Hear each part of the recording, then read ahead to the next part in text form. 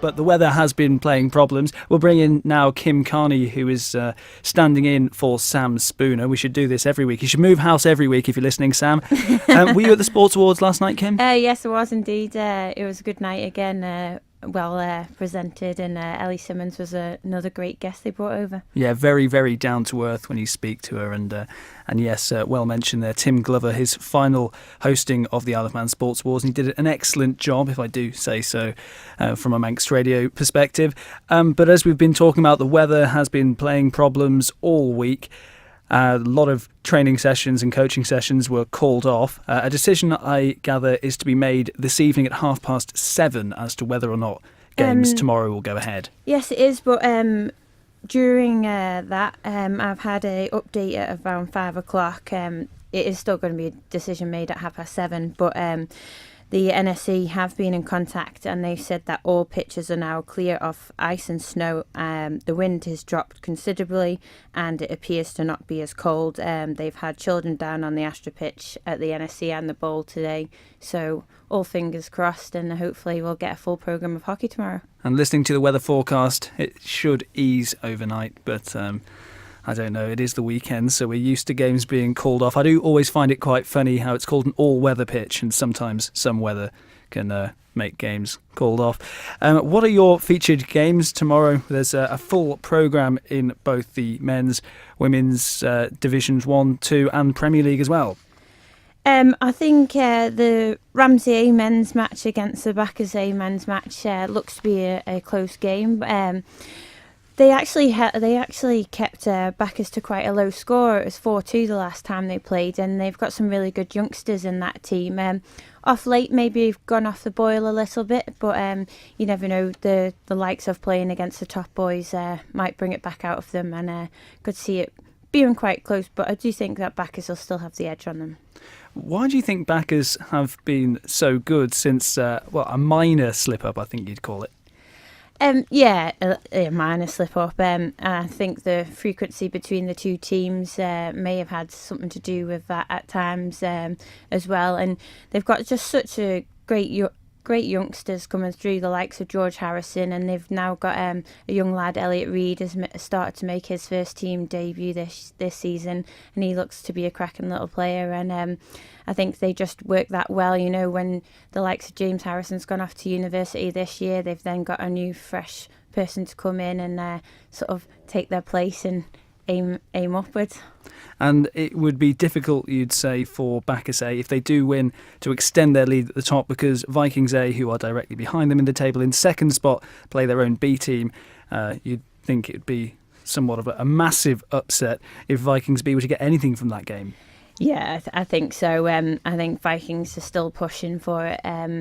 You know, they had the minor slip up against the team that they played from across. I think they were looking to get a little bit more out of that game, and I think the skiing holiday that a few of them had beforehand did take it out of them, and they didn't perform as well as they probably should have or wanted to. And I think they'll be re-energised and wanting to try and get to that last game of the season, I think. What about in the PwC Women's Premier League? Yourself, your team, Vikings A, in action against Ramsey A. That'll be quite a tasty game, won't it? Yeah, I think so. I think Ramsey have only been improving since we played them the last time. I know that they've got the likes of Lucy Kinraid back in the squad this week, and she hasn't been playing. But then the last time we played them, Vori Baker was playing, which is a massive plus for them. She's such a great goalkeeper. But Claire's coming on, she's coming down to Ireland training now, and she's getting some training, and she's still young and she's ever progressing. So I think it will be a tough game. It's up at Ramsey's pitch. They like playing up there. It is their home pitch, and I think they'll push us all the way, and Vikings are going to have to be on their game after a week off. You say that. Can you make it 50 goals for the season? You've scored 47 already, so 3 off half a century of goals. That's in just 5 games played, and you've only conceded 2. So it's going to be a long afternoon if Ramsey don't turn up tomorrow. Yeah, I think it's the... to be honest, we don't really look at how many goals we score. A lot of our aims for the season is how many goals against, and we like to try and keep that clean sheet, because it also means that the defenders have been involved in the game, and especially when it comes to some of the sort of lower matches in that league, it keeps everyone involved in that team, and no one sort of switches off. Well, he's certainly doing a good job so far, just 2 conceded, as I say. For those who are interested in finding out whether the hockey matches are on, you say a decision is to be made at 7:30 this evening.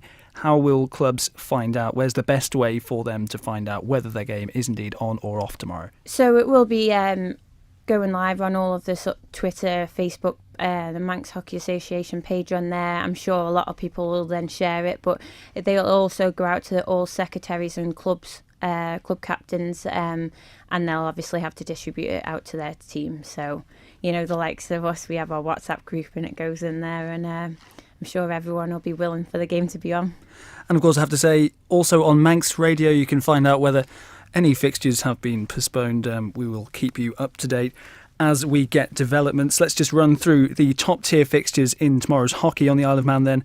In the men's Premier Division, Cronkbourne Bacchus B versus Valkyries A, Ramsey A against Bacchus A, and Vikings B against Vikings A. All those games pushing back at 2:05.